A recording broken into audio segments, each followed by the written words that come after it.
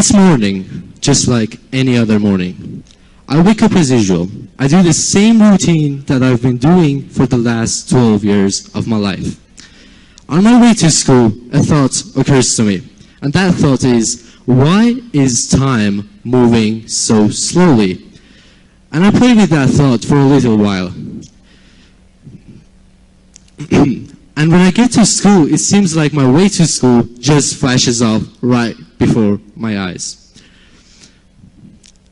So the reason that happens, that sometimes we see time go faster than other times. Let's take an example.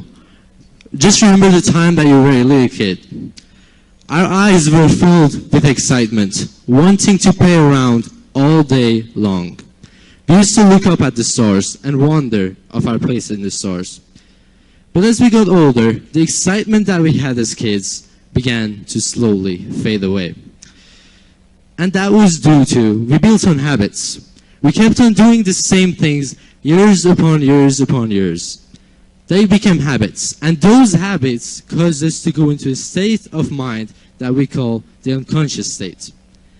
And in the unconscious state, you're not aware of where you are, what you're doing, and your surroundings. A good case for us to study is the COVID-19 era. The COVID-19 era, all of us were forced to stay at home.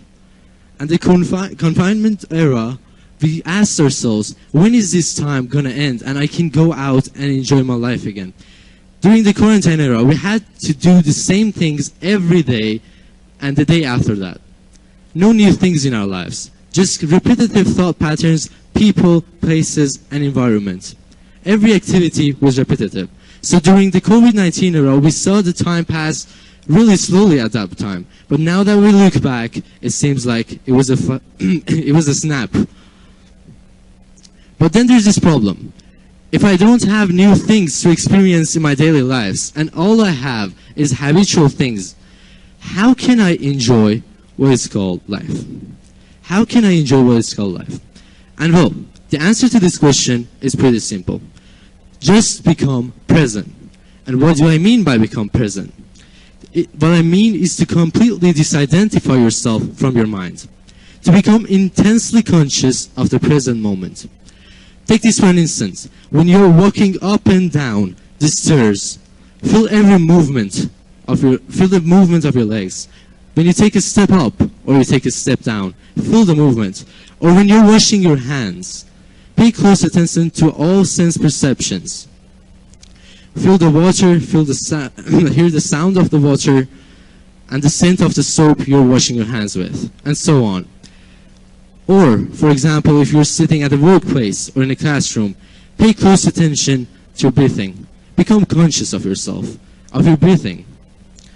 And what I'm telling you to do is no odd thing. Just remember the last time you were amazed by an amazing scenery of nature. At that time, all of your mind activities suddenly stopped, all at once.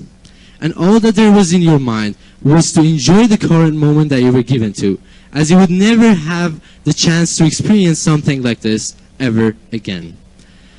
What I'm asking you to do is to do the same things, but with your daily activities. This doesn't have to be an exceptional thing for you to have. You can find joy and peace in the smallest of things. But then there's this problem with becoming conscious and present. You begin to judge. And what do I mean by judging? You begin to say, why is this way? Why is this that way? Why does this work like this?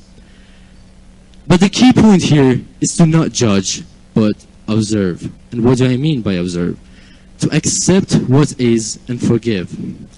Take for an instance, if you're meditating at a park and a nearby car passes by.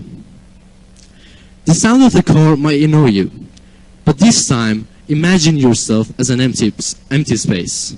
Let the sound go through you. Do not judge it. Let it be. And you might ask the question of why should I even decide to become present? Yes, you did answer some reasons, but that's not enough.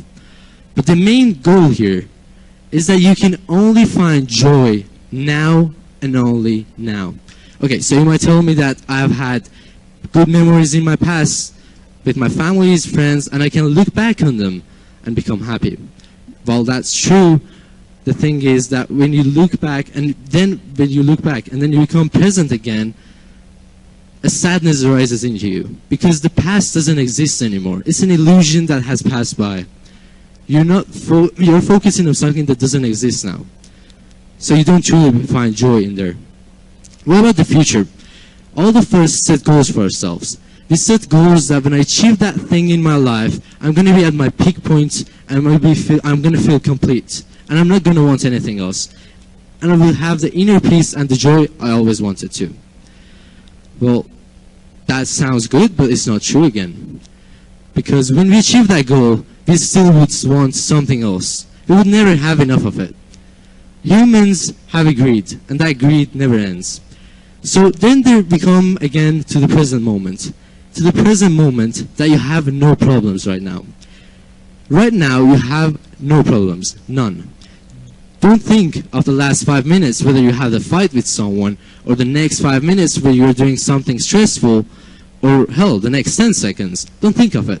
Right now and only now, you don't have any problems. And also, when you become present and focus, your past problems, your bad memories dissolve if you're intensely conscious enough to focus on them. And if you are also present, you can see the current step that you have to take in order to achieve the end goal product that you want.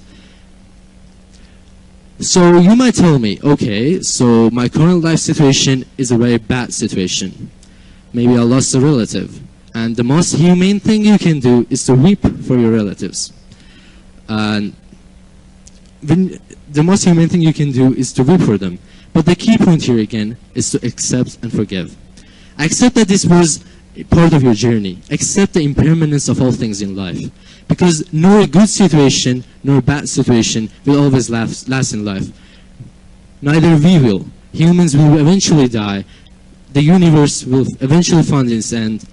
And everything has an end. When you accept that, you find an inner peace in yourself. And you have that inner peace, you feel free. Yes, you're still going to feel sad that you lost someone or you're not feeling good. But when you have that inner peace, you feel free. And also, when you do that, try to become present again. See the surrounding, the shapes, the colors, the lights. But again, don't try to judge anything. Let everything be. But ultimately, it comes down to you. Ladies and gentlemen, in our lives, we all make choices. Whether it's a bad one or a good one, that will change ultimately the course of our lives. But the choice I always tend to make is to bring presence into my daily life activities. And that not only I dissolve my past problems with doing that, but I also put my focus in the current step that I have to take in order to achieve the goal I want. But the question is, what choice will you make? And ladies and gentlemen, this is the contact information. If you have any questions to ask, feel free to ask me. And at the end, I want to give a special thanks to Ms. Soheri, the organizer of isctalk, Mr. Karami, the IT management of isctalk, and Mr. Jiba, our lovely principal, and also a grand hug for my lovely friends, who helped me, and also to my parents. And for you guys who gave your time to come here today. Thank you.